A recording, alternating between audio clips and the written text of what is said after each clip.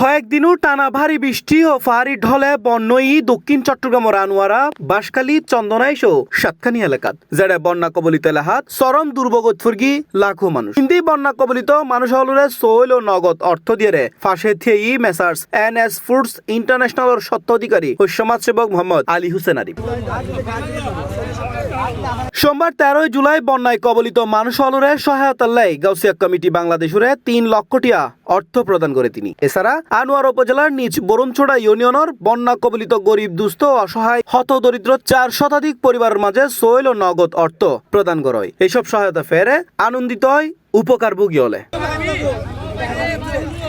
ব্যবসায়ী মোহাম্মদ আলী হোসেন আরিফ হয় সাম্প্রতিক সময়ে টানা ভারী বর্ষণে সৃষ্ট বন্যায় আটকা ফিরগি দক্ষিণ চট্টগ্রামের হয়েকখান উপজেলার মানুষ ফলে চরম দুর্ভোগত ফিরগি বন্যা কবলিত বাসিন্দল। এছাড়া নিজ গ্রামত বন্যা কবলিত এরা ক্ষতিগ্রস্ত এই শতাধিক পরিবার। এইসব পরিবার যেন হস্তত্তুন মুক্তি পায় এতে লাই মানবিকতার লক্ষ্যে আর্থিক সহায়তা ও সৈল দিয়ে ফাঁসে দিয়ে তিনি আর হয় মানবিকতা আড়ার লক্ষ্য মানুষের ফাঁসে তিয়ান আড়ার নেশা। এই দুর্যোগকালীন সময়ত যেহন সহায়তা পৌঁছে দিবে আরা অঙ্গীকারবদ্ধ। C plus TV, Chittagong.